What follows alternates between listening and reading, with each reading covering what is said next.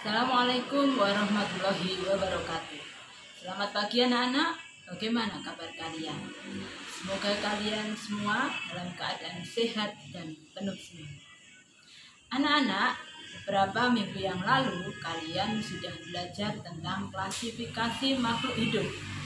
Secara garis besar, makhluk hidup dikelompokkan menjadi 5 dunia, 5 regnum atau 5 kerajaan. Nah, klasifikasi 5 dunia ini dicetuskan oleh seorang ahli biologi yang bernama Whittaker. Nah, 5 kerajaan atau 5 kingdom atau 5 regnum itu apa saja? Yang pertama, Monera. Yang kedua, Protista. Yang ketiga, Fungi. Yang keempat, Plantae atau tumbuhan. Dan yang kelima, Animalia atau hewan. Nah, anak-anak, beberapa waktu terakhir ada makhluk yang itu bisa membuat heboh semua orang di permukaan bumi dan di semua negara. Siapa makhluk itu? Virus corona. Nah, lalu bagaimana virus corona ini? Apakah dia masuk Monera, Protista, Fungi, Plantae, atau masuk Animalia? Kebanyakan kalian akan menjawab bahwa virus itu masuk Monera karena dia temannya bakteri. Mungkin begitu pikiran kalian. Atau ada yang masukkannya ke dalam Protista. Atau bahkan ada yang mengiranya bahwa virus adalah termasuk dunia hewan. Nah, bagaimana sebenarnya? Nah, anak-anak, dalam klasifikasi kemarin, virus tidak disinggung sama sekali.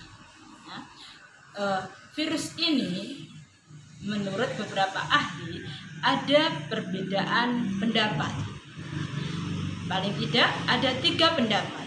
Yang pertama, pendapat bahwa virus itu adalah bukan makhluk hidup. Yang kedua, virus itu adalah makhluk hidup.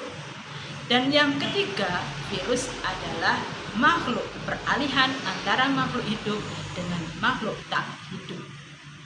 Nah, kita lihat pendapat yang pertama bahwa virus adalah makhluk tak hidup. Mengapa para ahli memasukkan virus sebagai makhluk tak hidup? Yang pertama, karena virus itu aseluler.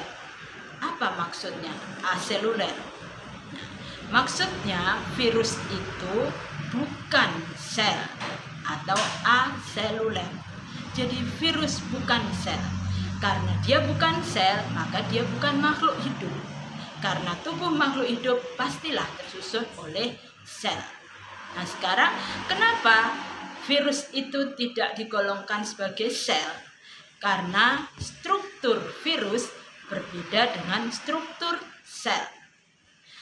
Secara umum, struktur sel atau susunan sel itu tersusun oleh 3 bagian utama, yaitu inti, sitoplasma, dan membran sel. Sementara virus susunannya tidak demikian. Virus memang memiliki materi genetik, tapi dia bukan inti sel.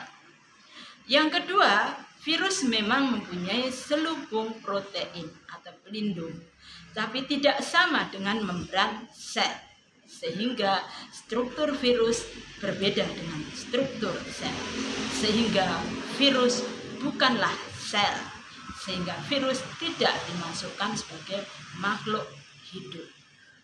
Alasan yang kedua mengapa virus digolongkan sebagai makhluk tak hidup adalah karena virus tidak menunjukkan ciri-ciri makhluk hidup. Di bab 1 kemarin kalian sudah mempelajari ciri-ciri makhluk hidup, mulai dari bernafas, bergerak, kemudian membutuhkan nutrisi, dan lain-lain. Nah, ciri-ciri itu tidak dimiliki oleh virus, sehingga virus bukan makhluk hidup. Itu alasan mengapa virus dimasukkan makhluk tak hidup. Berikutnya pendapat para ahli yang kedua, virus itu makhluk hidup. Kenapa virus itu dianggap sebagai makhluk hidup? Karena virus ini apabila dia berada di dalam sel atau jaringan atau tubuh makhluk hidup, maka virus ini bisa menunjukkan gejala-gejala hidup.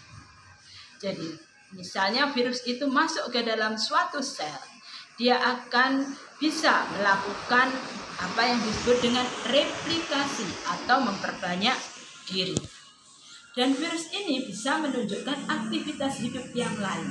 Jadi dia bisa berkembang biak, bisa mengatur seluruh kegiatan sel. Jadi sel yang ditumpangi oleh virus langsung diambil alih kegiatannya, dan yang mengatur adalah materi genetik dari virus. Sehingga virus mengendalikan aktivitas hidup dari sel yang ditumpanginya.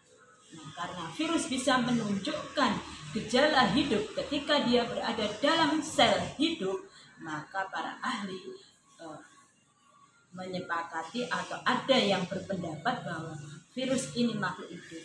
Karena jika dia benda mati atau benda tak hidup, ketika dimasukkan ke dalam sel tidak bisa menunjukkan aktivitas hidup, sehingga virus berbeda dengan benda mati.